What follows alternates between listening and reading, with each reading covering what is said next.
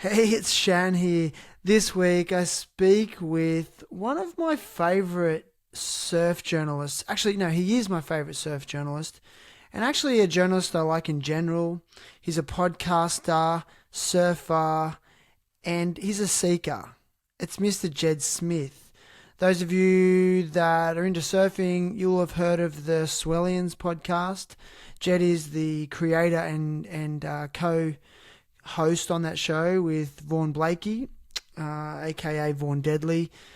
You know, they've been around for 10 years doing that, and since they really got started, and they do live events, and they've really, become quite predominant in Australian surf culture, but maybe surf culture around the world. I'm sure there's people overseas that listen to them.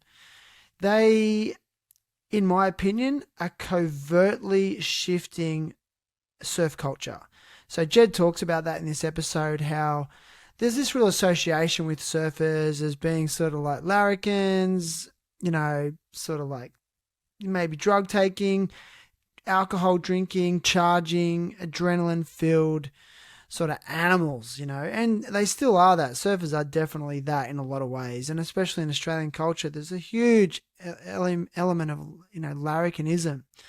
And Jed is a larrikin in a lot of ways, but he's deeply intelligent. He's very well articulated. Is that a word? Like, he articulates well through his words and through his article writing, which he does for Stab Magazine as well. And Jed's really pushing themes of, personal and self-development and getting to the core of our issues and addressing those issues.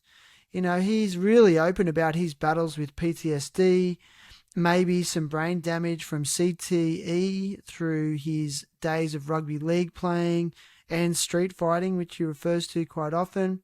He's open about the modalities he implements, such as ice baths, breath work, the use of psychedelics, the use of CBD oil, all on his journey of healing and self-realization. I find him a really beautiful human, and I'm personally drawn to him. I personally identify with his story and his upbringing. So, yeah, it's great having him on again. He's already been on once before. You can go and check out our first episode. Man, I don't know numbers. It's in the back catalogue somewhere. I think it's definitely after episode 50 somewhere. You'll find it. But go and listen to it. In that first episode, we sort of delve more into his background a little bit more. But in this episode, we really delve into the modalities that he's implementing at the moment and things that he's got, on the horizon in his sort of professional career and also personal life. So it's a great episode. I really enjoy it. So yeah, get to know Jed Smith, everybody. Enjoy. There's so many rad skaters up here. And I'm just sort of connecting more with that community. Like, I still surf every day, but I don't know. Skaters are my people, Yeah, it's a So lot more, a lot more kinship in the skate world, a lot less hierarchy. The surf realm is just fucking so bogged down in hierarchy and arrogance, and it's quite a funny one. I was thinking about it yesterday. yeah, it can be a little bit disheartening over the years, when you see the same patterns. I don't know. Why do you think surfing breeds that hierarchy? Is it because of the conditions? Yeah, it's just competition over resources, isn't it? There's a lack of resources, so it has this really virulent form of hierarchy, where people are generally trying to be as unwelcoming as possible because they don't want you to compete for waves. They'd rather like it's like it's almost like classic capitalism in a sense, where it's like keeps the inferior classes down and makes them feel unworthy and shit, so the elites can pilfer all the resources more than their share. Good call. I might get you to come a little bit closer to the camera, and can you tilt? Because I am doing the visual aspect. Let's get it right. Maybe okay. Tilt it slightly down. I'll tell you when. Yeah, yeah, wonderful. There's that beautiful face. Um, wow, man. So we're away. Hmm. Are we recording? We're recording. Cool. Yeah. So tell me about the last week of your life. I understand you've been in WA. Yeah, went over to WA, did a couple shows over there, doing the True Grit live tour, and had a hell time. Yeah, it was really fun. Margaret River, Perth, epic shows. We had a really sick little morning before the show at Margs.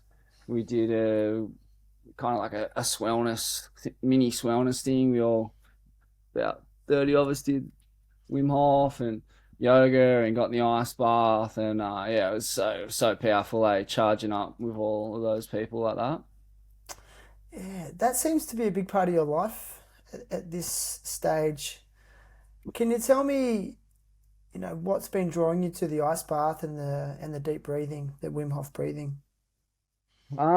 Just the survival aspect of it. The what I realized recently was pretty well most mental illness, if not all, apart from the acute like schizophrenic variety, all the like anxiety and depression in the world generally comes down to low energy. Like it's not some super mystical thing. Like if you have a lot of energy, then you're not really going to be mentally ill, as far as I could tell. Like unless you're, psychopathic or schizophrenic and having like a psychotic break. Obviously, you can be high energy in those kind of erratic states. But in terms of depression and anxiety, yeah, if you just have good energy, high energy, you're not really gonna feel those conditions, and you can create energy. Like there's tools to create energy. So, at a certain point in your life, if you just get sick and tired of feeling sick and tired, you realize that there's these mechanisms in life that just allow you to generate immense amounts of energy, and then mental illness ceases to be an issue. But it starts again every day, so you got to generate that energy on the daily, and that's what I do. I just got out of the ice bath, did some yoga. Yesterday, it's the same thing. Every day is pretty much the same. It's Wim Hof, meditation, ice bath, some form of movement. Building community as well is important. I do that through jiu-jitsu now, and through surfing, and yeah. So, but yeah, those like pretty hardcore healing modalities, in particular the Wim Hof and Oh, the ice baths, God.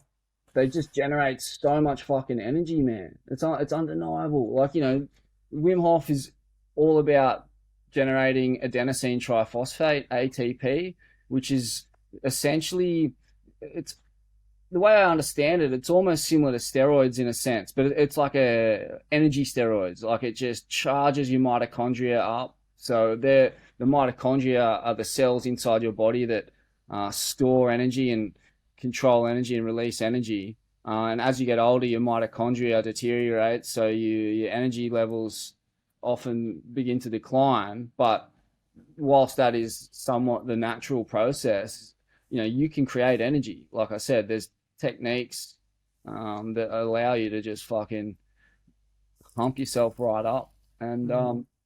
yeah, that's what I do on the daily. And then the ice baths, I mean, you get like, I think like a 200 to 300% increase in dopamine that lasts for 6 hours. So, you're pretty well fizzing for ages. And yeah, that enables you to basically go through life. So yeah, dopamine's an interesting one. Dopamine is the molecule of more. So like when I get out of the ice bath, I'm so fucking jacked on dopamine that all I want to do is do chores, because chores, completing tasks, gives me more dopamine. So I immediately kind of create this positive loop of dopamine just by dipping myself in the ice. And then on top of that, like cold stress, heat stress, and emotional stress all shows up in the body as the same thing. So by training yourself to deal with cold stress or heat stress, you're training the body to deal with emotional stress.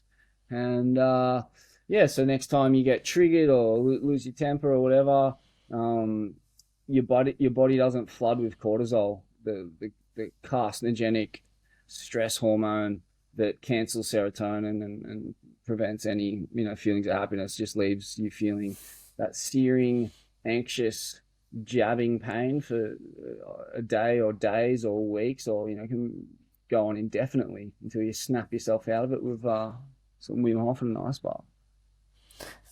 So good. Are you enjoying some long-term benefits now that you've been doing it for a while? I Yeah, mean, yeah. You notice your immunity is a lot stronger, and you don't get sick mm, anymore. okay. Um, What about and emotional regulation feels better in general? yeah, for sure. Yeah, undoubtedly. I think that the long-term benefits really are that when you trigger or get angry, you don't react the same. Like your body doesn't react the same. So a lot of anger seems to come from something bad will happen and it creates a feeling in the body, a feeling of anger, and then you think about that feeling. So you start to fuel the emotion with the thinking, and it creates a loop. And thinking fuels emotions, and emotions create thoughts, and it's just cycling away, and you deepen into the anger and the triggered state, and the cortisol floods your system, and then you're fucked. So I do notice that, like, where I had to be really careful, and maybe if I like even had a little spout of anger, I could be really fucked up for a couple of days. I think that's like that's what complex PTSD does to you. It's just you're so hypersensitive to those emotional disturbances. Your body's like so geared to go into fight and flight, and when it's in fight and flight, you just pumping fucking cortisol through your central nervous system, and that was, mate, that was rough. I reckon around 30, it's fucking awful. Just the constantly triggering myself and constantly ending up like just run down and sick, and like every little cut would get infected, and I was always run down, like always low energy. um so Why yeah. why was 30 a decisive time, you think? um I think I've been just headed in that direction for my whole life, and then just bottomed out at 30.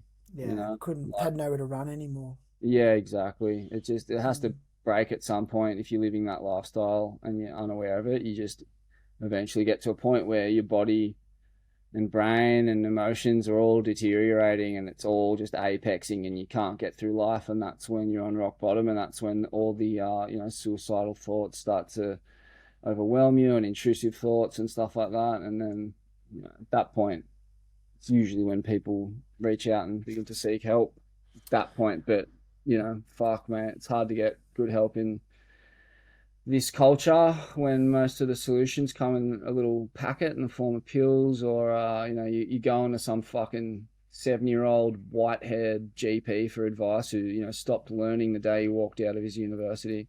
Hmm. Yeah.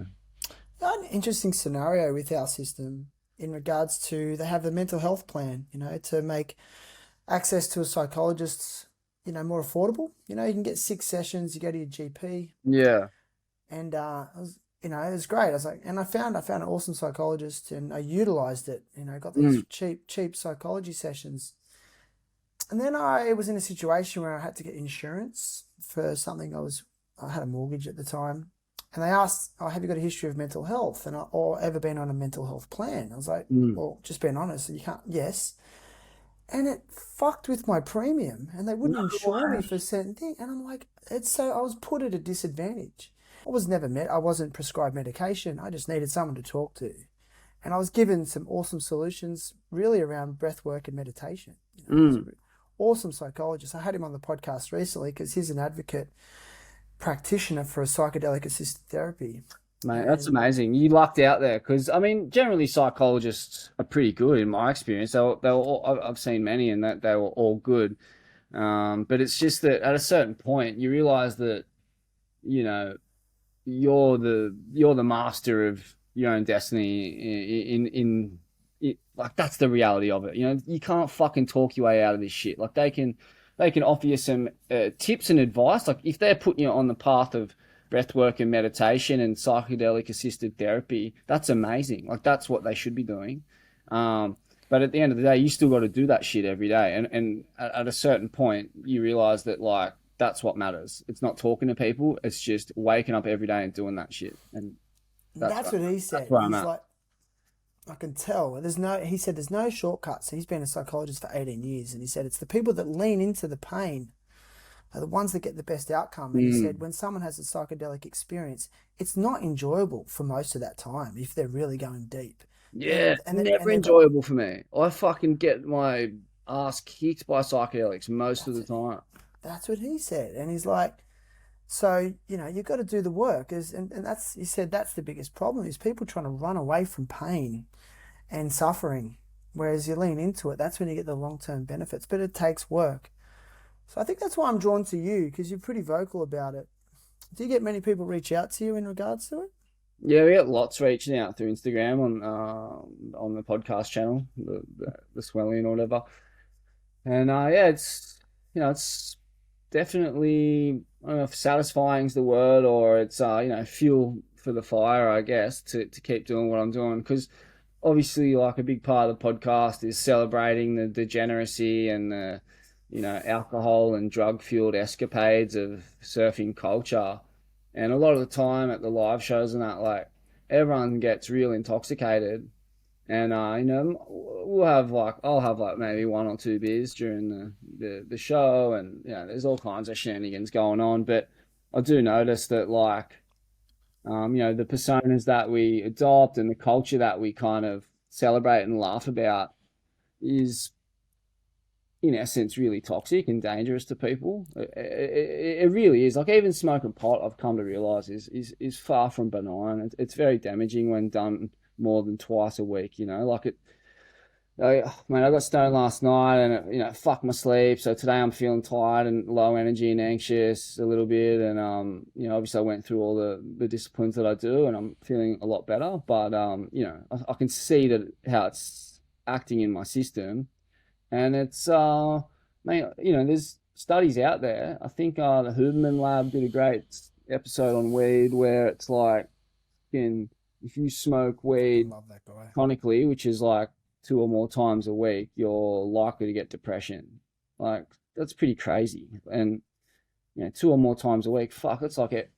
I know most people I know smoke more than twice a week, and it will lead to depression. And yeah, I guess like for us, it's important. For me, it's very important to balance out the shenanigans and the jokes and the celebration of that drug fueled alcoholic culture with the reality of it too, and also the methods to not end up in a shit heap after overindulging for years on end. So yeah, I got to have any kind of conscience. I got to push both the potty and all the laughs and that, but then also push the solution.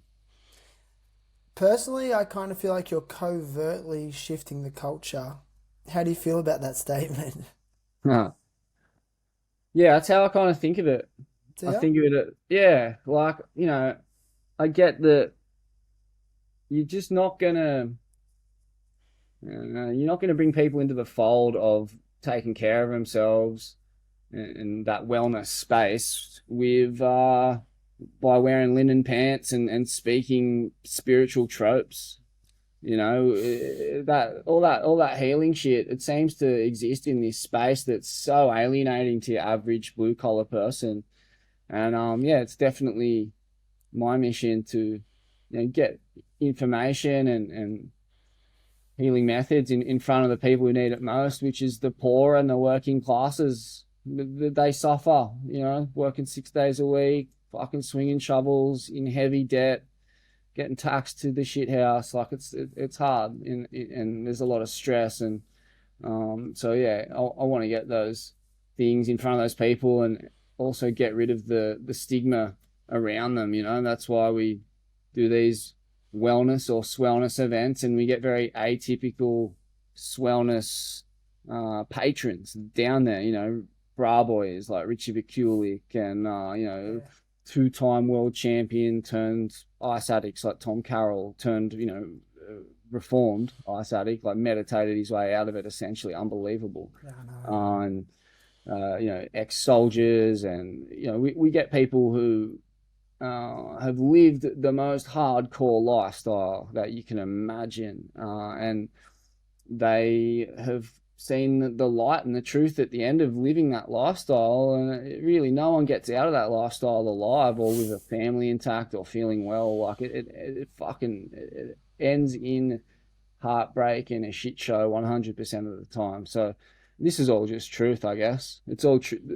It's all just I run according to truth. No dogma, no ideology. Just kind of play what's in front of me and speak truth. Let other people speak theirs. And as far as I can tell, it pretty well all leads to the kind of practices that we're espousing and encouraging.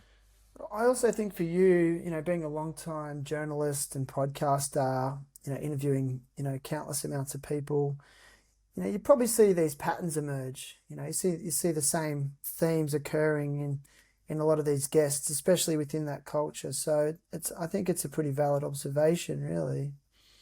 Yeah, for sure. Like our culture celebrates, just adrenaline fueled risk taking behavior. Like as a young man, particularly, you're not really worth anything unless you're, packing big pits or, jumping in a cage or, uh, you know, running the ball real hard or tackling people real hard or drinking heaps of booze or doing heaps of drugs. It's like this culture of extremes. And then um, on top of that, you've got like the aspirations for working class people is to have a house, a big house, and a car, and a plasma screen TV, and all of these kind of material things. And none of what I just mentioned there is in any way conducive to feeling good on the daily.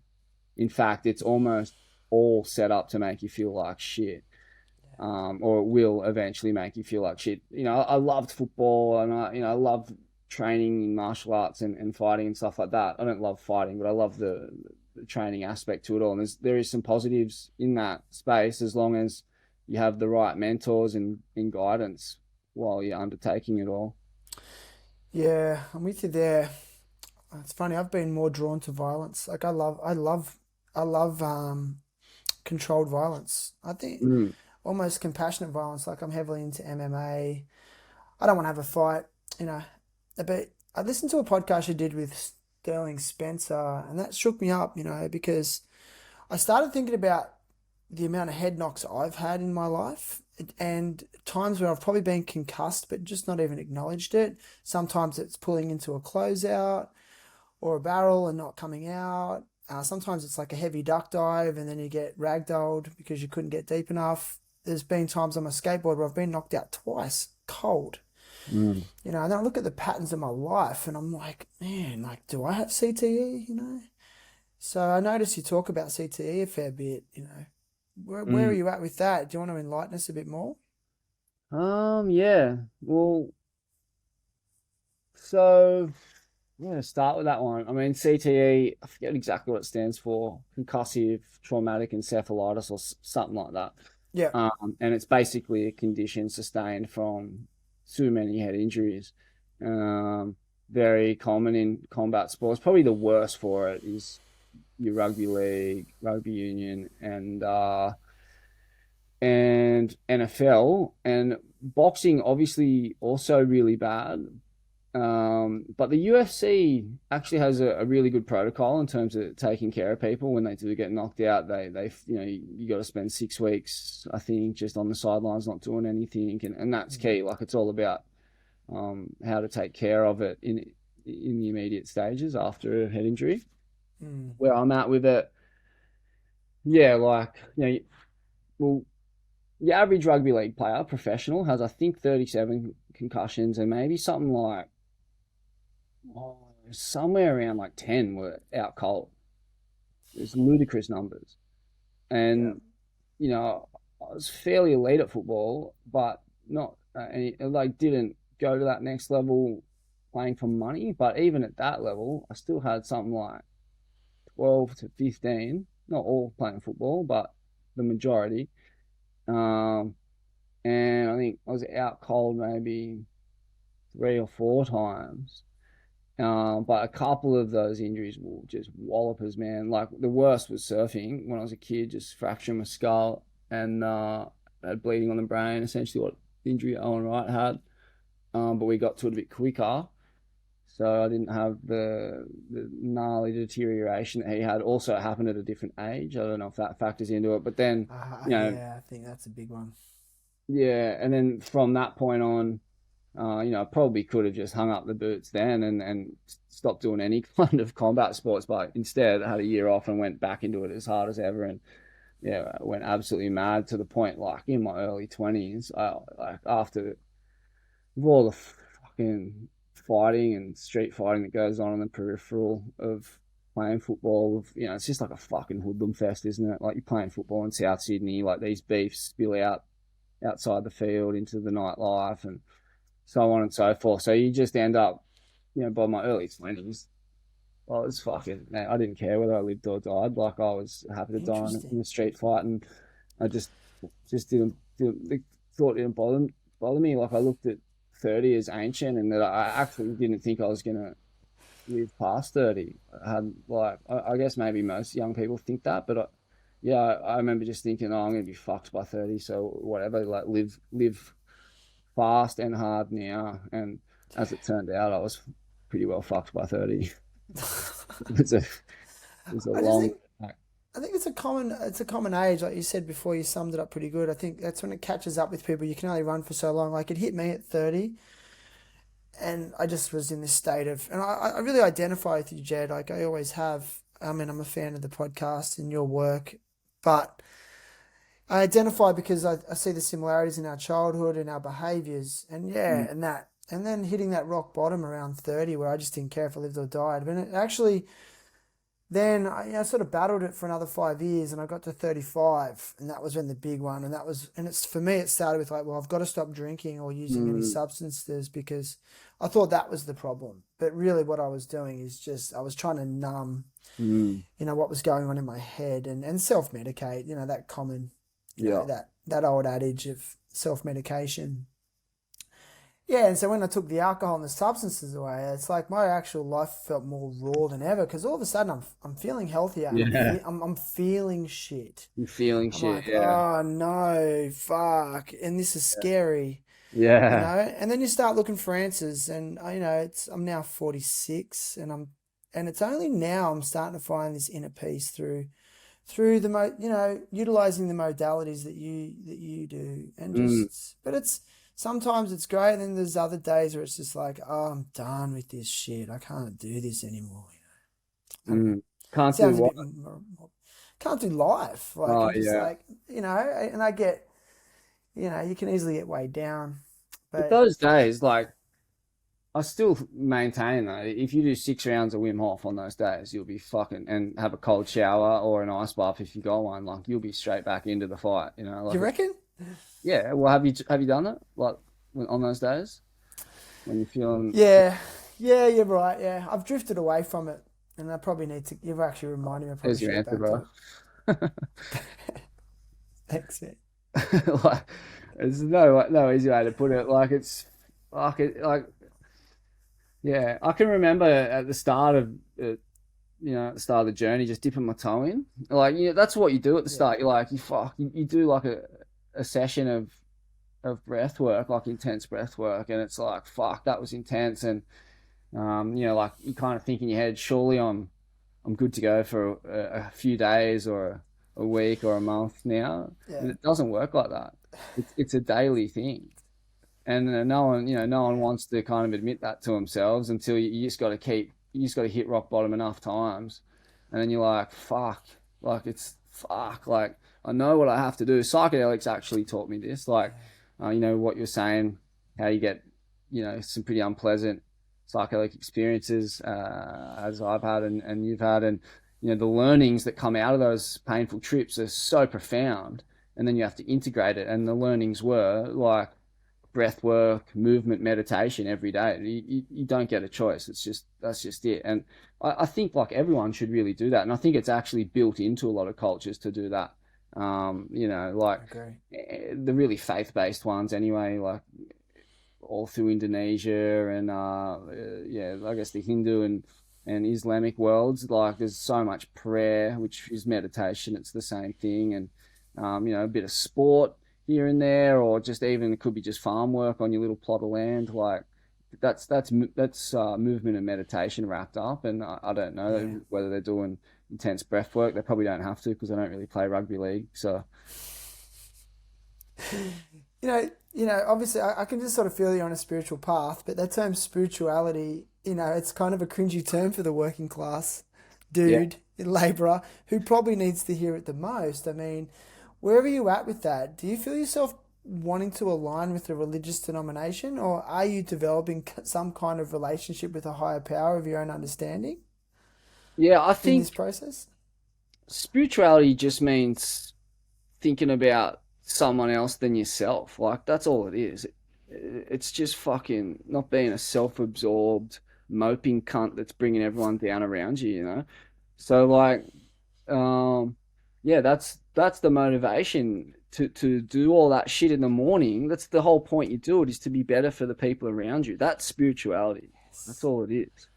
Love that. But it's been Love that that. word's been tarnished by a bunch of fucktards in linen, like who don't do any of this shit. A bunch of fuckwits in Mullum who, you know, bang on about being spiritual or whatever, but they don't do any of the practice, you know. And but religions, and you could name, nouveau spirituality as religion, but religions are always full of fuckwits who um, don't practice what they preach. That's the problem with religion. I'm gonna say something when you're ready to respond to that. Yeah, we'll go for it, man. Well, just I had a past guest just yesterday. This guy Sid Tapia is an old Australian pro skateboarder from Sydney, but he's now a profound artist, muralist, artist, and he's a man of faith, deep faith. And if you look at his life, like the fruits of his faith are undeniable. Beautiful family, producing amazing artwork. He's an ambassador for Ruka, and making money off his passions, which is one of the hardest things to do, right? And I said that to him. I said, a lot of people, I see toxic churches and religions, and he goes, well, what do you expect, man? It's full of broken people looking for answers. Like, Mm. who are you to judge? Like, you're not broken. And so that's why they get called hypocrites a lot. And he's like, why are people surprised? It's like it's where broken people go, and they're going to keep being broken, and they're going to keep fucking up. And he's like, have you ever fucked up? Have you ever hurt someone's feelings? Have you ever acted inappropriately? Like, it's still the same. They're still flawed humans, because I don't understand why people who align with religions are expected to be the ambassadors of perfection. And I was like, fuck yeah, it's true. We judge hard. Yeah, it's such a good point. I mean, for me, it just comes down to what the daily practices are that you engage with. Like that's how you connect with God. You connect with God through these practices. And where you ask like, do I have a connection with God? Like, I guess so. Like, all I know is that when I commit to this disciplined routine that keeps me in a state of flow and it opens me up to opportunities because my energy levels are higher, my frequency is higher. It sucks in different kinds of opportunities and a better life. Like since I started doing this shit, my life's done a 180. It's insane where I'm at now compared to 5 years ago. And yeah, I can tell. yeah, you could call that the work of God, but I just like if you look at all these religions, they're all pretty well the same in what they advocate. So, like, the problem is people don't do what the religions advocate, and what the religions advocate is like prayer, fasting, community work, selflessness. Like, but it's the methodology, like the daily shit. That's where they kind of yeah, the Muslims are onto it in that respect. You know, they're so committed to their prayer and prayer. If you've read that book, Breath by James Nestor, have you read that book?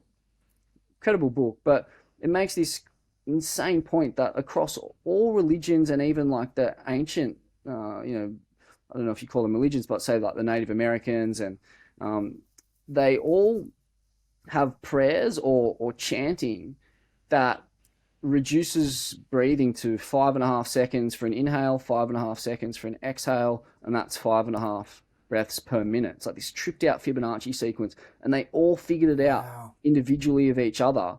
So when you're praying, you're essentially meditating, and that speed at which you're breathing fully slows the central nervous system down to this like high serotonin state and creates connection and calmness and like really good neurochemistry. And so, like, yeah, religions are fucking. There's so much genius, man, in all of them. The problem is the most pious, preachy people are the ones who practice the least, because the more that you practice what it advocates, the less preachy and pious you become. And that's the paradox of religion, like, as far as I can tell. The self, the suicide bombers and the over the top, like, just pious, Mm. aggressive religious people, I can almost guarantee you that they're doing the least spiritual work out of anyone.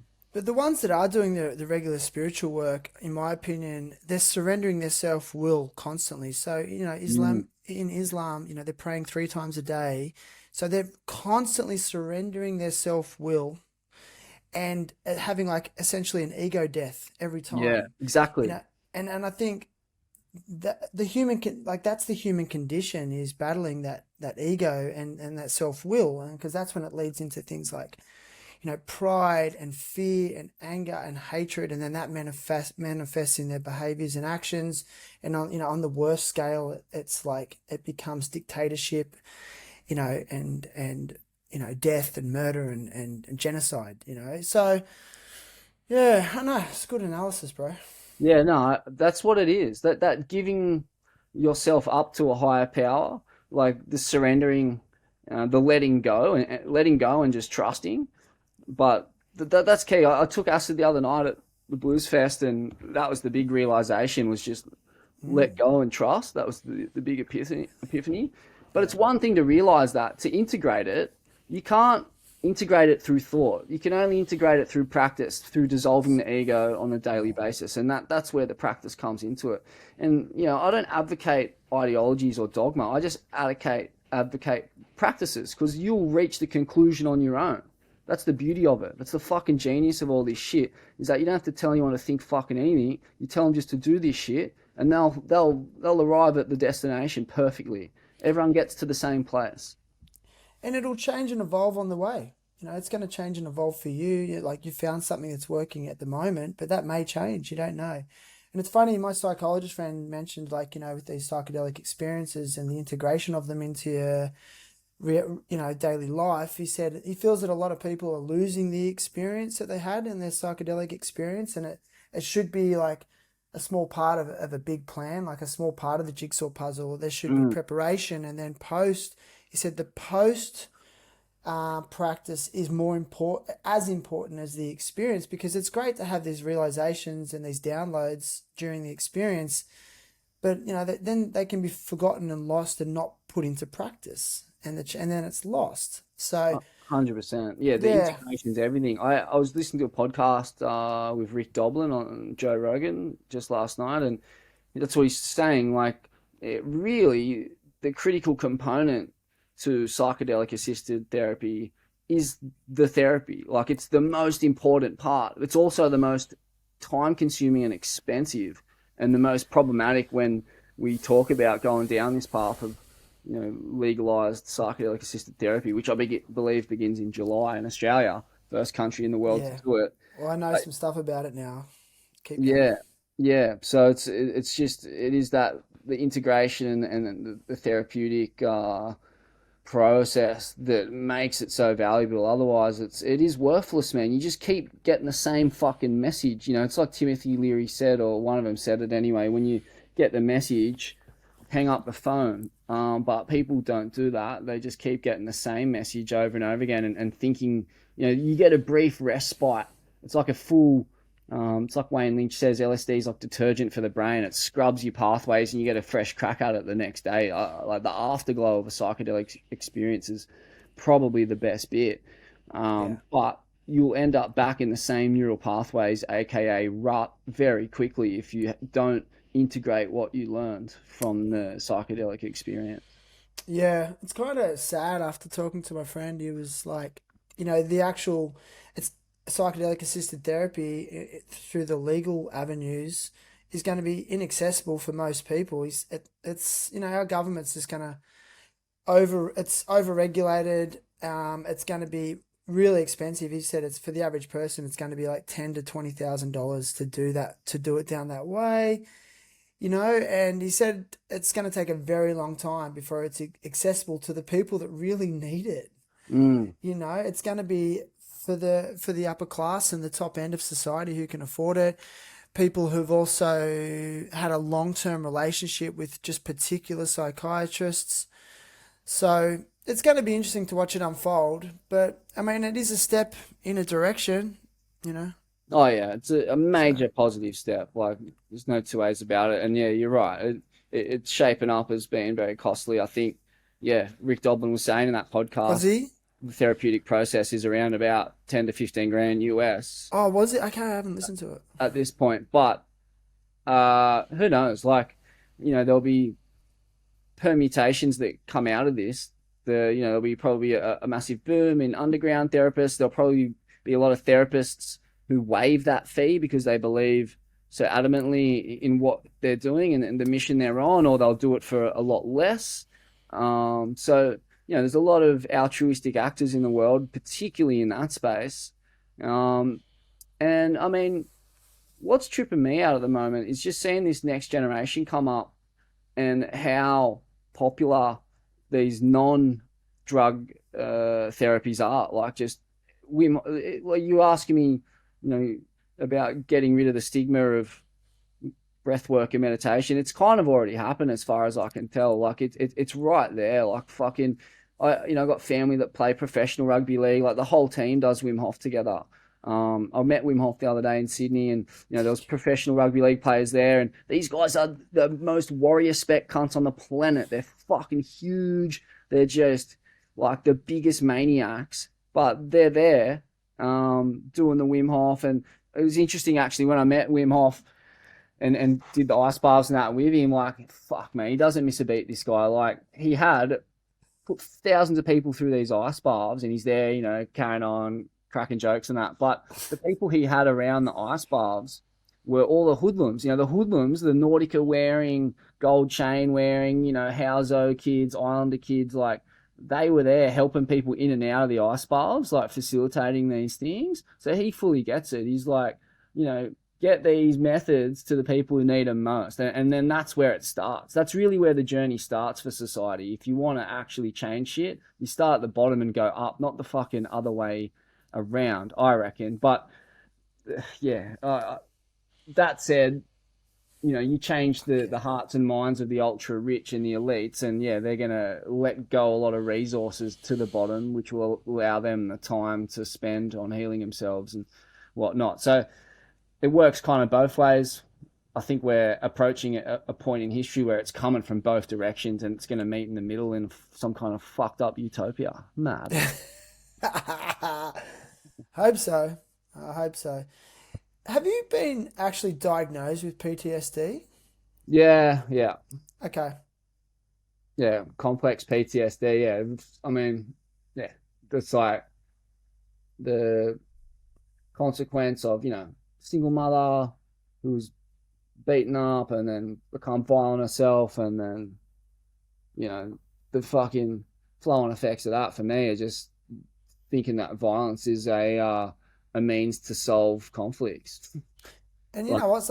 And you know what the scary thing about it is sometimes it does and it works. And then once someone has a taste of it working, like maybe in the initial phase, they may get a result. And that's what's so scary because that causes trauma to them. And in the long term, it just causes more pain and a cycle of like, I'm going to do that again because I got a result that time. Like that guy was being a dickhead. I shut him up. He fucking didn't back chat after that, did he? mm, And then it's like, oh, I got a result there, and then it just continues. yeah, I mean, I guess now looking at jujitsu, like being part of a gym and just seeing the different characters in there who are so advanced in this ultimate fighting skill. And Yeah, it's like, a lot of the people are so atypical of like a tough guy. They're, in fact, just the kind of, they could be accountants or fucking, they're pretty nerdy looking cats, a lot of them, and I love that about it. And lightweight women, women who are like fucking 17 years old and 50 kilos and a blue belt, so they'll Yeah. fuck me up. And like I guess those people, like, they're not gonna go, they're not the types of people to go out of their way to hurt people, but they can neutralize situations very effectively. And I think it's taught within that controlled setting how to neutralize situations and be really responsible with the skills that you have.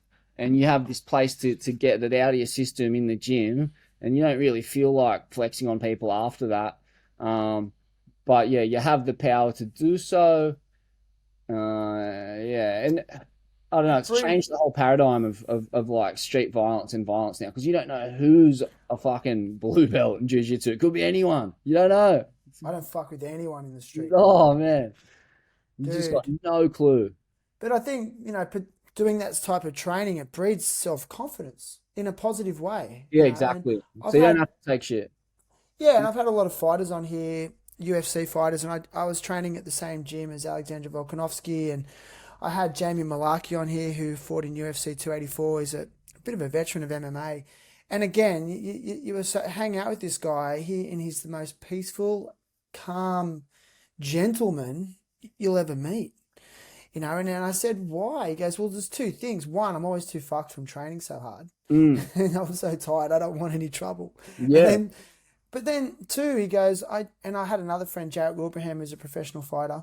And he's just like, I just walk around with a level of self-confidence where it's like, I don't have anything to prove anymore. Like, Exactly. That's the key. Not having anything to prove. So if yeah, someone's mouthing off or whatever, you can be very calm, knowing that you have the power to shut them up. But like, you don't even it doesn't even have to go that far generally. Like, that, but people can sense it too. Like, good when call. someone's triggering and losing their shit and trying to stand over someone, if they're not backing down and not shitting themselves and completely calm, like, that's rattling, like, for that person who's wanting to staunch them. So yeah, it's a beautiful thing.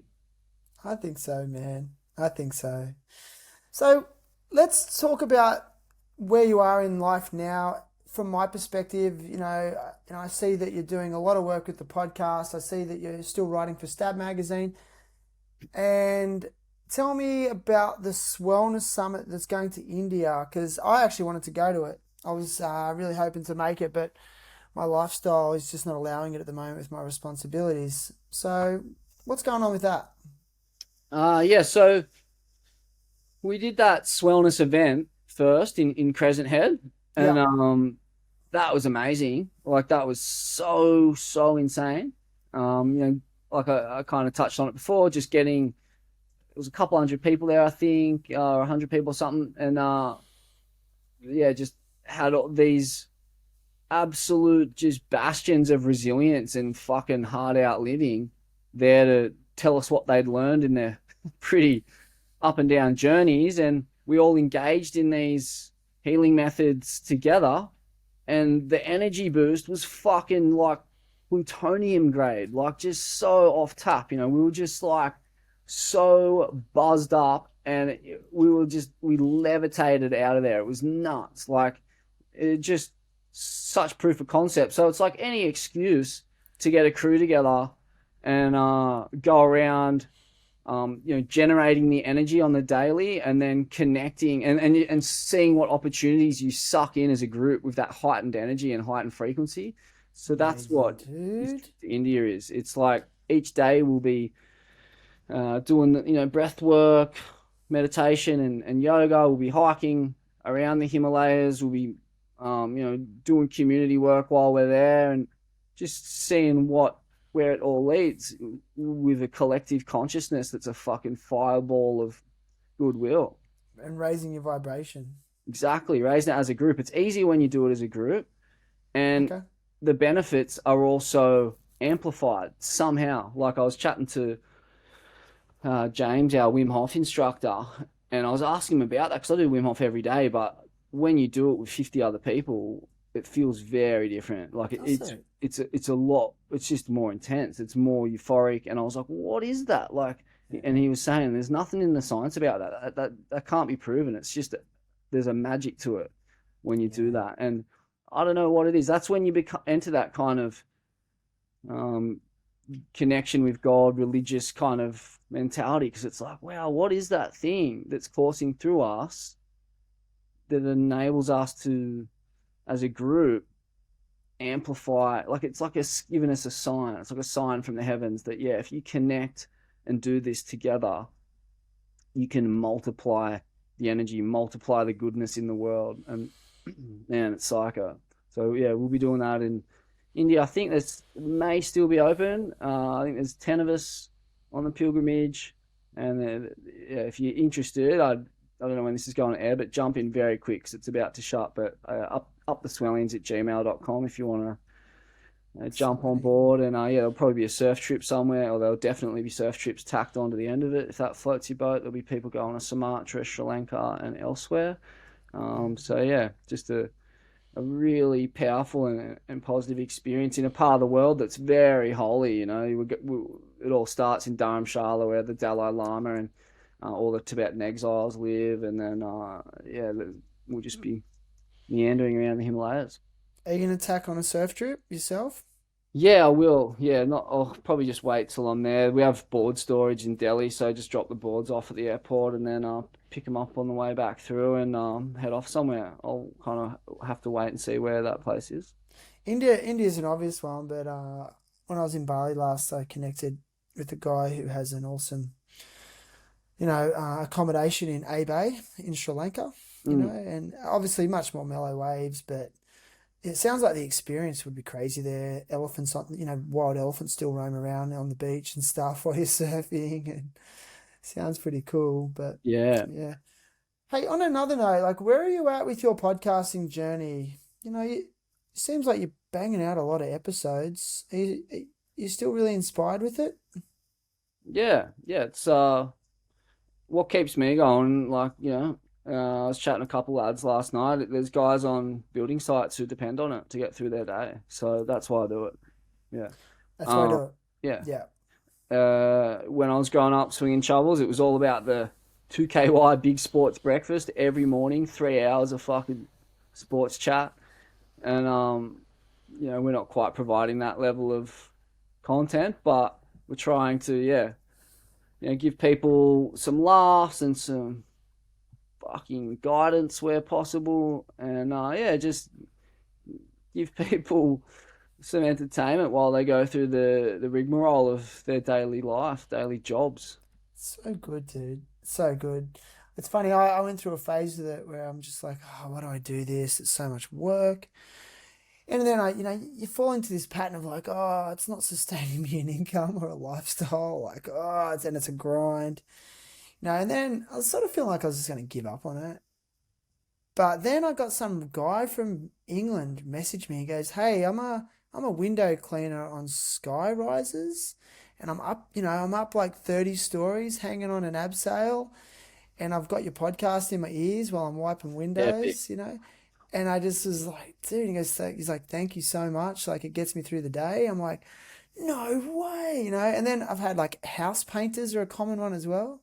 Yeah. And that's why I don't really fuck with the visual aspect too much, because I'm like, I still work full time as well. So I'm like, I don't Yeah. want it. And I noticed, you've sort of pulled away from that. So yeah, good for you, man. I can tell you're doing it for that reason.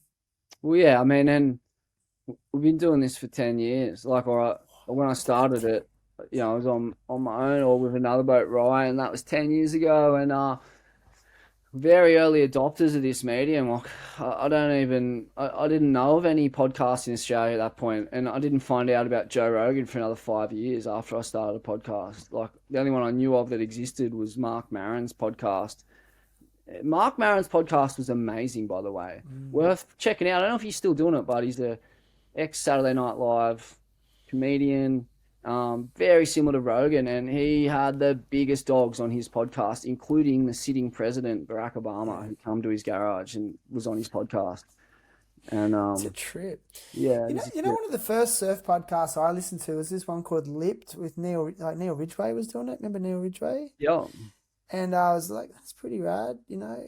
And then it was shortly after I sort of came across the Swellians. But Mm, I think you were already around, but yeah. yeah. Yeah. Why journalism for you, Jed, originally? Um, yeah, it's kind of fell into it by chance. Like at the start, I want to be a pro footballer, and then my mum was like, I was real good at football when I was younger, and my mum was like, yeah, but like you need a plan B. So I was like, oh, I'll be a rugby league commentator, and then as I got older, kind of lost interest in football a little bit. Like, still played in all the best teams and rep teams and whatnot, but in my teens, football wasn't that cool. It was all about surfing, so I started to pivot a bit, and I was like, "Fuck, I got no chance of being a pro surfer." But what about being a surf journalist? And so yeah, just kind of the plan B shifted from being a football journalist to being a sports journalist. But then, yeah, like yeah, also, fuck, mate, like laboring with my uncle in Forbes, who was a fucking slave driver when I was a kid. Like, man, he was up against it, trying to make money. Coming from the bush it was hard. It was just we were a poor family in those days, and he's made money now. But in those days, he was cracking the whip, man. And I was just like, fuck this. This is brutal. I do not want to do this. I want to fucking sit down for a living.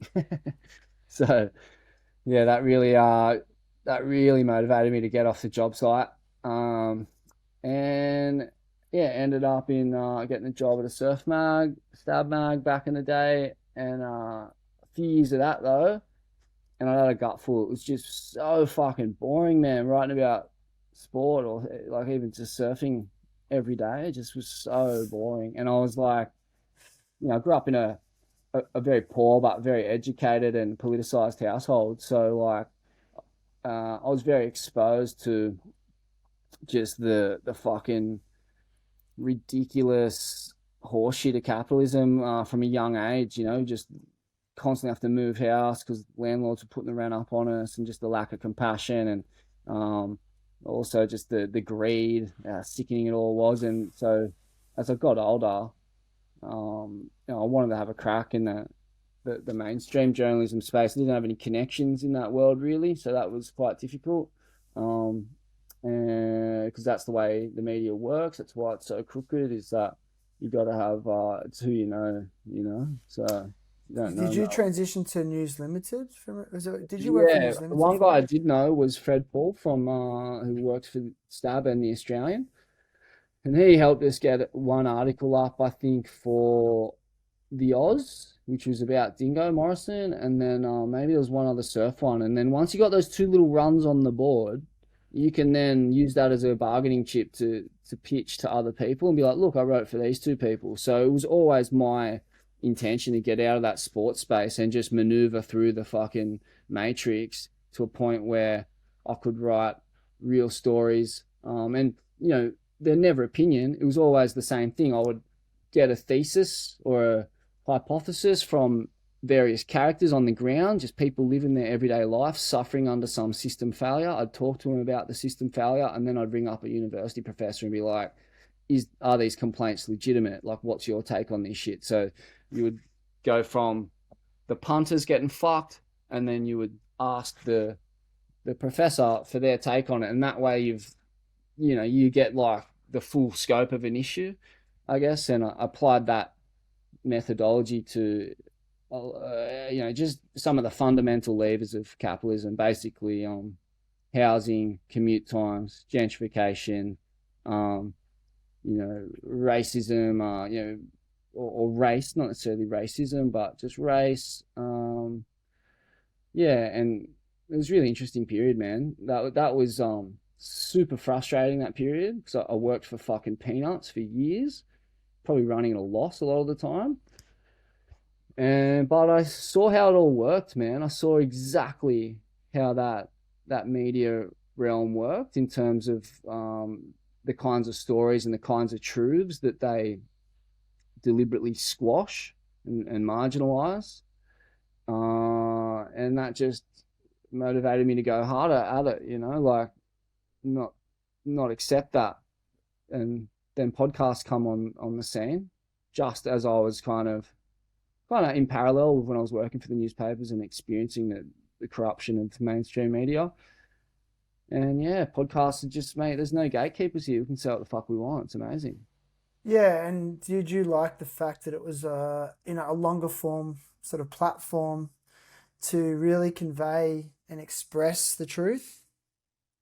Yeah, absolutely. There's no filter. There's the context is always given because you're listening to the person talk over a long period of time. You can't sensationalize or decontextualize what they're saying. And yeah, like they may people's memories are shit, so people will speak half truths and misremember and misrepresent facts and stuff like that. So it's always wise to do your own research after hearing stuff, but I think most people get that. Yeah. And mate, also it's just far less labor intensive. Like what you got to realize with podcasts, this is a cakewalk compared to what print media is and writing an article. Mate, it's fucking. This is a joke. Like we just In what talk. way? In terms of like having to get your references Have you and ever written an research? article, man? No, not really. Not a published one, no. Bro, like for example, right? Give us an So example for the average punter. if I was to write an article about you or anyone else, it would involve an interview like this for about this amount of time, and I would basically have to go through the complete chronology of their life story, get it all down. Then I would have to type that interview out, transcribe the whole thing. So it takes, I think as a rule, it takes 3 to 4 times longer to transcribe something. So for an hour interview, you're looking at like it's a full day's work just to fucking transcribe it, man. To get the interview done and to transcribe it, that's one day gone. One And then article. this is one article. And so for one article, you have to talk to, remember, like 3 to 4 people generally, at a minimum three. So that's 3 interviews you got to do. You got to transcribe all those interviews, and then you got to do your own research on top of that. You got to fact check everything they've said, because if they've said something that's false and you print it, it's not on them, it's on you. So and then also just writing. Like there's a style that's accepted. There's a quality and a clarity of voice that is accepted or it's demanded by that level of writing to be a published journalist. And it's an excruciating level to reach. There's no fucking obvious metric for how to do it. There's no exact guide. It's arbitrary. The only way to know is by reading it through in your head and somehow being able to recognize where words are in the incorrect place. The voice, they call it, having a good writing voice. And this is something that can only be learned over that 10,000 hours. Like it's fucking grueling.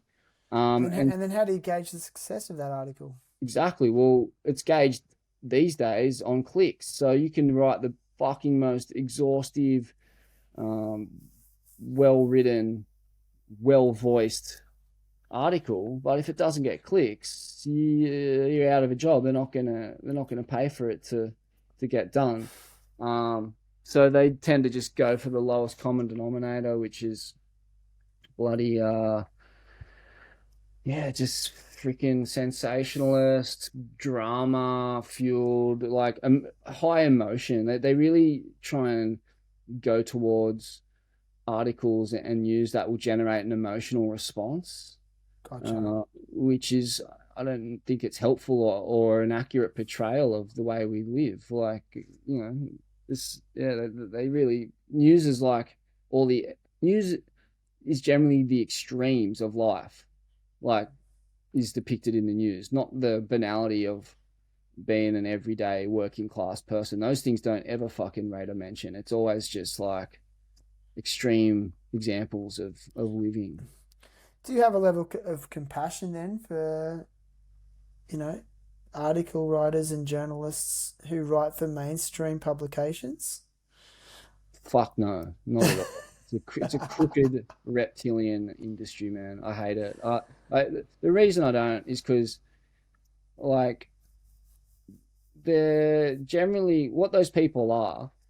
if you want to be a good journalist, you have to be willing to lose your job over the truth and the articles that you're writing. Like you just that's the name of the game. That's what the job is. It's just telling the fucking truth. And if people are going to censor that truth to protect their commercial imperative, then as journalists, you should strike and boycott and wage union action against your employer. But no one ever does that because journalists, generally, they're like the statistics say that journalists are almost always at the very minimum middle class or upper middle class, and it goes up from there. And really, they're more concerned with preserving their office job and their wage than anything else. So that, you know, and I have some sympathy in that respect because it's like, yeah, these people have families, they've got mortgages, they've got these financial pressures, so they can't jeopardize their career by telling the truth because they've got all these responsibilities. But you're in the wrong fucking job, man. And the other thing is, like, they're too scared to be a part of the working class. They're scared to lose that job and have to get a job on a job site or in a factory. And that's where I've just got no respect for them. I just think they're pathetic. Like their main concern is avoiding being a part of the working class. That's priority number one.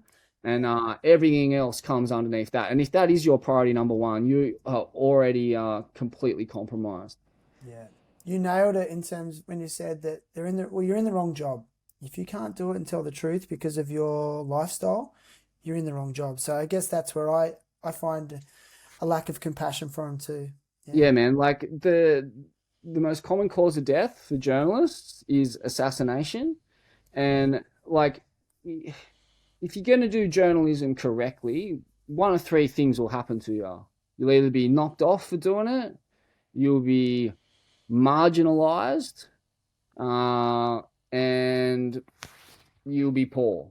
Like, or yeah, those three things basically. And so I eventually got marginalized and was poor. But there was articles I was writing too about property where I was like, fuck, you know what?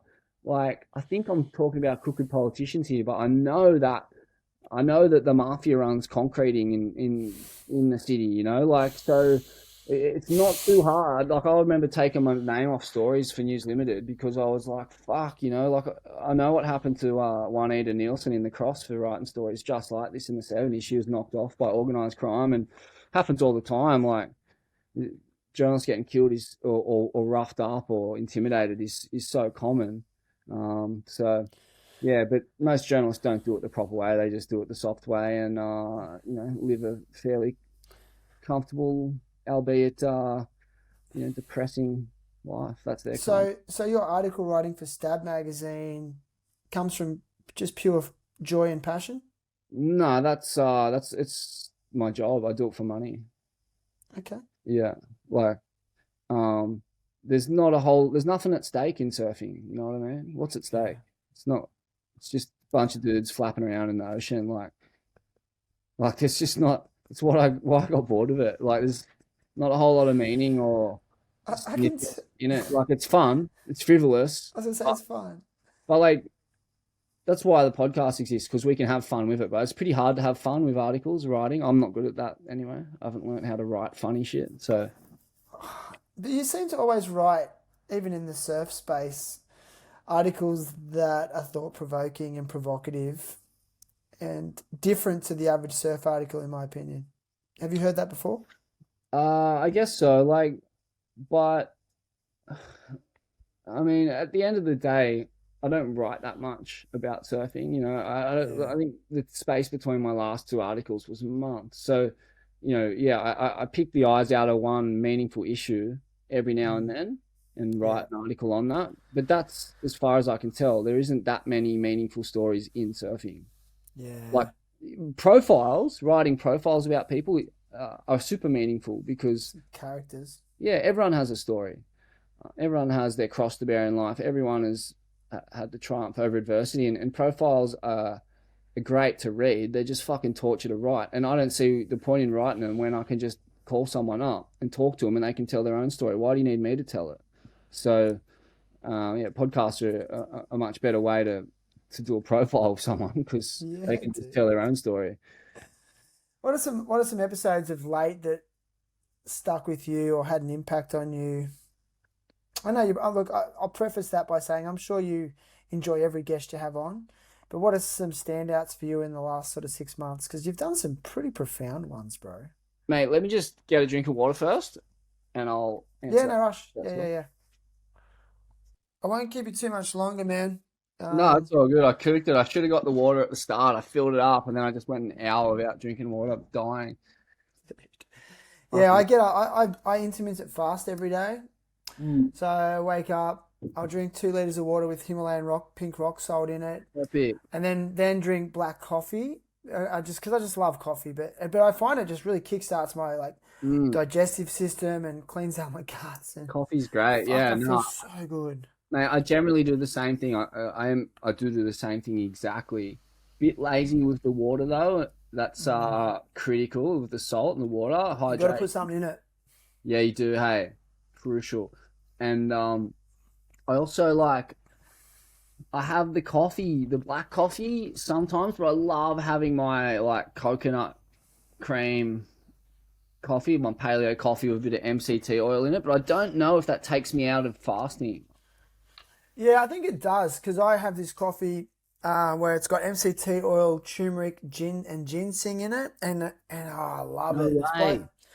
Yeah, I mean, I don't want to say the brand on here, but oh man. And I think it does take you out of fasting, but God, it makes me feel good. And then I don't eat till midday off that. So it's like my body's running off those good fats as its primary energy source. Cool. That's Yeah. And yeah, so it's good. just good, bro. Yeah. Listen, man, look, I won't keep you. I've got some things to do today as well. It's been epic. And like I've said this numerous times, I feel I gravitate towards you, for the work you produce, but also just the person you are.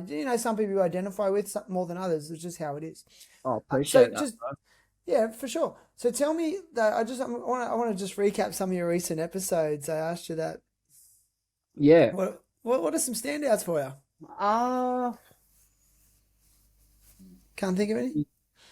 oh, there's so many that we've put out. So, um, surf wise, I think the one that was just after the backdoor shootout ended, where we were lucky enough to have Mason Ho and Mike Ho on Wow. same Yep. time. The phone just got passed around the room, and it was just their nephew or Mike's nephew, Kalar Grace, had just been knocked senseless, a massive pipe and filled up with water, and was in a coma. And Mike had surfed in the backdoor shootout. It was huge, and so they were super rattled, but like at the same time, they'd had this amazing experience of the last few days. That event just scores the craziest waves, and so that was a real highlight. I love that episode. That was Mike's first ever appearance on a podcast, and yeah, it was just epic. Um, Insane. Mate, the live show we did in Margaret River, which hasn't been published yet, I think is up there with the best ones we've done. Just Is it for True Grit? True Grit tour, yeah, Yeah. just the shenanigans and the way just we're ramping up the production values as much as our fucking shambolic like 4-man team can, but it's just like it's an amazing thing, eh? Like it really is. Just the goodwill of the surfers, the crowd, our role in kind of facilitating just silliness, and then mixed in with the interviews, which are generally entertaining and pretty high quality. There's a fair bit of preparation and research that goes into it all, and yeah, really proud of that. And I love again, it's just really I don't enjoy doing them that much. It stresses me out, but I see the joy that it brings to people, and that's why we Yes, do it. Jed. Mm. That's so rad. What pro surfs did you have on it? We had Diego Dora and his dad Leandro, who's Jack Robinson's coach, and I guess a couple other people maybe. We had Callum Robson and Jackson Baker, just two like Bogan core classics, just blue collar battler spec icons. They're just the biggest legends. Love having those guys around. They're such larrikins all time. And then Jay Davies, who's built like a brick shithouse and has packed some of the filthiest slabs of all time. He's an absolute master in the juice. So it was rad to bring him on, and we had films playing and music and dancing and cultural exchange in this crazy theater. And at one point, my favorite part actually was I got this Star Wars like stormtrooper bong mask, which is laying around here somewhere. But anyway, it was just one of the props on the desk, and someone yelled out, "Oh!" Like the questions, question time comes at the end, and someone was like, "Are you gonna fucking rip one out of that, or what?" And we're in this high end theater in Margaret River in the Arts Centre, and I was like, "Well, if anyone's got some of Margaret River's finest, yeah, I'll fucking rip one." So within 2 seconds, someone had thrown a canister of pot up onto the desk. And I was like packing this fucking stormtrooper mask, and there was a few like beers, like half finished beers on the table. So that become the bong water. And then I just had it on my head, fucking huffing it and huffing it. It's like this full mask. And I've seen it. I've seen yeah. it. And The then bong's attached to the mouth. yeah, yeah, yeah. Like as I'm ripping it, I'm revving the crowd up. The crowd's going mad. I kind of like pretended to pass out, like, because it was fucking pretty intense. And Yago, like, he couldn't believe it. I could just hear him howling with laughter next to me. Like, the Brazilians just, I don't know what they make of us. They come on the show. Like, that's another of my favorite episodes, actually, was the Italo Ferreira, Jadson Andre one when he was the world champ, and Yeah. all the Brazilian dancers I and remember shit. that. You did a Brazilian dance. I seen Yeah, that. It was so and good. just like I love that. I really love what the Brazilians bring to surfing, like so much Yeah. grit and determination and just unapologetic work ethic. And Yes. I think they've brought like something really special. And I love having them on the show and just kind of bringing them into our culture and being like, yeah, like look, we actually fucking love you guys. You're epic, and they get it. They see all the laughter and love and happiness in the room, and they're all in on it. They don't understand before they're there, but in the moment they're like, and you see them when they leave the venue, they're just bug eyed and they give you a hug and they're like, "That was amazing," and that's an epic perk to it. Yeah, they do generally have like this really like warm, powerful, positive energy. And I know they get criticized for hustling in the surf, but I really believe a lot of that is just born from extreme enthusiasm. But a lot of Brazilians are deeply religious. That's something I'm noticing. I'm just like, and that's interesting to me. Just an analysis there. They're all very religious. They all pray. Mm, You see them praying before heats all the time, and yeah, I don't know. There's a commonality there, man, with that energy you talk about. yeah, totally, exactly, man. Yeah, it is such a faith-based society, very Yeah, it Catholic is. and Christian, and man, like when approached in the right way with the correct amount of practice and community and selflessness, fuck, faith is powerful, man. And you Yeah, you good see it call. in those guys so much, as you mentioned. Yeah, they really do. They pray a lot. They connect a lot as a community. They Yeah. they let grudges fall by the wayside very quick, but they go fucking so hard at each other. And Yago was saying actually in the podcast, like after each event, they all meet up for a barbecue and bury the Mm, hatchet, and they take these tremendous steps to keeping close to each other. And they come from mm. such a fucking hard scrabble country where violence and gun violence and crime and poverty is ever present, that I think that they really understand the value of life and happiness. They have great gratitude and appreciation for just the little things, for calm, for peace, like because these things are Yeah. not a guarantee in their country. Yeah, good call. I think that's why I've always been drawn to the Balinese, like so many people, Mm. because especially around Nyepi, people don't understand their New Year that well. I don't think. They have the day of silence. It's a day of silence and reflection, and they turn the internet off for the whole country, and you're not allowed to have lights on. And I think the Balinese go even more extreme, and I don't think they really eat. They don't eat during the I sunlight think, hours. yeah, I But think Nyepi is only a Hindu thing. I don't think it's across all of Indo. no, it's a Hindu thing. But then the next day after Nyepi, I don't know if you know this, but they have to then go around and make amends with everyone they know and Unbelievable. and say sorry if there's anything I've done to harm you or upset you. I'm Wow. sorry. You go there with a humble heart Unbelievable, and mate. and I like, and that's what I mean. Like, we don't have those kind of cultural practices We here. have none of it. We Like have. our New Year's is like, let's get fucking wasted. Maybe That's take a every ping. cultural practice in this country. Yeah, It's just get let's get wasted. fucking wasted. Yeah, get Like, wasted. and because Take a I'm pinger. wasted, I'm unaccountable. Like I was wasted. That's my excuse for being a fuckwit. It's not an excuse. But you know what I hate when someone's wasted, maybe taking a pinger, and then they start telling you that they love you and stuff. But oh, you love me, man, you're my best friend, and fucking this and that, and it's like, why did it take 6 beers and half a pinger for you to say that? You know what I mean? And it's just fake. Yeah, Anyway, I just can't analysis. stand. I can't stand heavily intoxicated people in any form, mate. It just grinds my gears so bad. It's true, man. Mm. Listen, Jed, it's been epic, man. I love your work, and Love you too, bro. is there anything you want to end on? Anything you want to Uh, promote or tell us, or no? Mate, I Just don't gonna know. keep. If you want the biggest charge up, if you want to charge your crystals like they've never been charged before, keep an eye out for the Swellness event, which will be coming up later on in the year. You know, Yeah, it's the ultimate cure for mental ailments. And the whole point, if you don't have money, that's sweet. We'll give you a free ticket. The whole point is to get this in front of the people who need it most. That's why we're doing what we're doing. So, like a um, reset. the biggest reset, mate. It's next level. So I'm devastated. I can't go. yeah, no, that's we're talking about two different things. So that's the trip to India, Oh, excuse me. Yeah. and then there's the Swellness event, which is like a 3-day festival that we did at Crescent Head.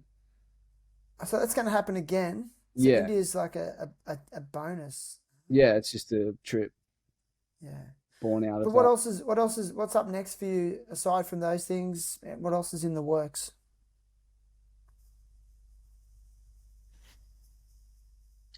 Sorry, it cut out for a second there. Yep, just keep rolling because it's still taking the audio and the visual from your end. I think you've got shit internet. Okay, what was the question? What's next for you? What's in the works with whatever you're doing aside Uh, from those events? yeah, just continuing with the tour, really. Yeah, Okay. I think we've got a show in Sydney. We've got one on the Gold Coast. We've got one. We've got a fundraiser for Blake Johnston, the Techno Viking, who broke the world record for the longest surf and raised a fucking $1 trillion for epic causes. So we'll be down there in Cronulla on the 28th. Um, Did yeah, that spin you out? I kind of thought when I heard he was going to do it, I thought he's just going to go and sit out in the water for hours. I don't, But then when I heard he caught something like, was it 700 waves? wow. Did you know that? I didn't know he caught Yeah, 7 away. it's like no, like don't quote me, but like someone will know. But it's definitely between 500 and 700 waves What a recorded. legend. He's Yeah, so he didn't just sit there. Like I mate. thought, oh, he's just going to sit out there and maybe catch a wave every now and then. Apparently, he caught on average. They worked it out. There's like 10 to 15 waves an hour. No He's fucking amazing. What a shit. legend. He galvanized an entire community. He comes from a place of immense pain and grief in that I believe his father took his own life. And so, yeah, he's doing all the right things. And that money will find a good ends because he's just, your typical self-made blue-collar fucking surf coach, surf instructor guy. And he'll put that money to good ends. He's onto it. So yeah, I'm happy when resources make it into the right hands. So it's Yes. exciting. Yes, sir. All right, man. We'll leave it To the man, there. Shannon. Mr. Jed Smith, everybody. You. Thank you so much for your time, bro.